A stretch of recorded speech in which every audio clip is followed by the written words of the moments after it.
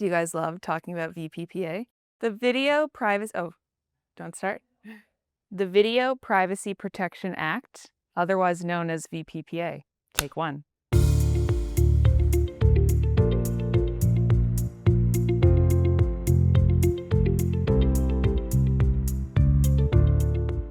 The Video Privacy Protection Act, commonly known as the Blockbuster Law, after the video rental store you may remember, was passed in 1988.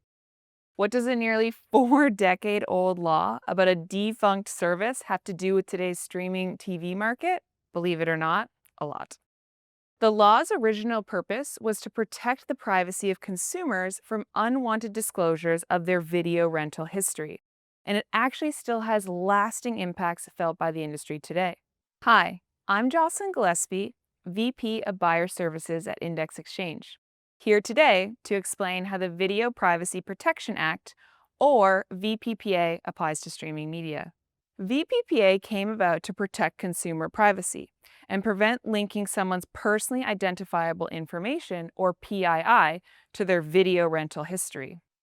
The law prohibits videotape service providers from disclosing video consumption info that links PII without the consumer consent. Back then, for rental companies like Blockbuster, that meant they could disclose that someone rented a VHS copy of Jurassic Park, or that I, Jocelyn, rented a video, but not that I rented Jurassic Park.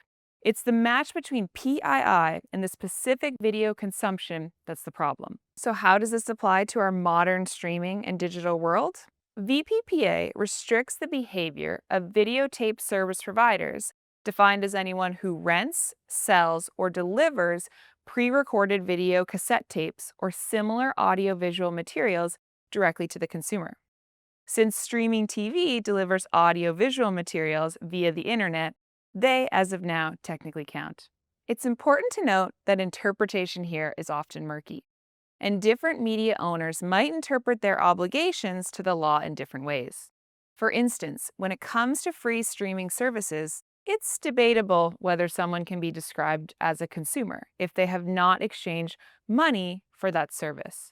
There's also a gray area in the interpretation of direct to the consumer, as today's downstream use of data throughout the ad tech ecosystem was non-existent back in 1988 for obvious reasons. But most importantly, many media owners have chosen to err on the side of caution when it comes to VPPA.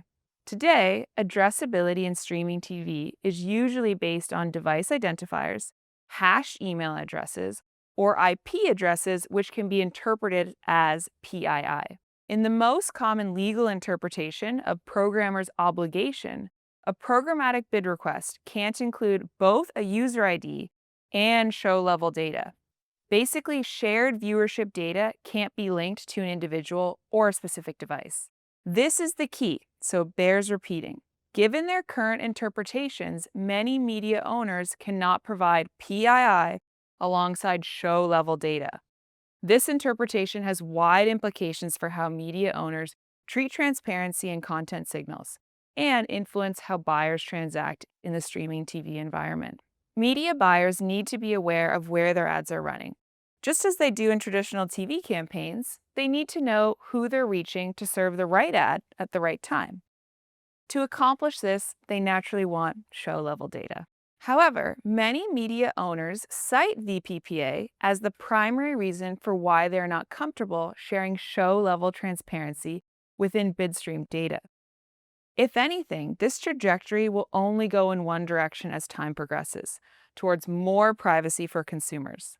The march towards privacy can be seen in other areas of programmatic, such as the debate around third-party cookies in web environments. And because of VPPA, streaming TV has had privacy at its forefront from the beginning. So what does the future of transparency in streaming TV look like, knowing that VPPA isn't going away? It's important for buyers to understand that it's possible to achieve the same objectives as in linear TV. It's just the how that looks a little different in streaming. The industry will need to foster tighter collaboration between the buyers and the sellers. It's necessary to understand buyers' desired outcomes and then strategically structure those buys to achieve those outcomes without compromising the consumer privacy. Tech partners should be aware of the law and its complexity and review their processes to ensure they provide the requisite privacy controls. For example, supply can be packaged for a buyer based on the dimensions that are most important to their campaign objectives by using deal IDs. This would enable a buyer to effectively pre-target the collection of shows or particular genre that they seek activated on the sell side wrapped in a deal ID, while leaving the raw show level information disconnected from PII in the bid request.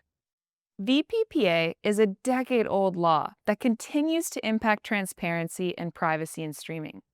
And until the day it goes through the courts and is potentially challenged, if you choose the popular cautious approach, rely on your programmatic partners to do the heavy lifting in order to keep you in compliance while still driving your desired outcomes.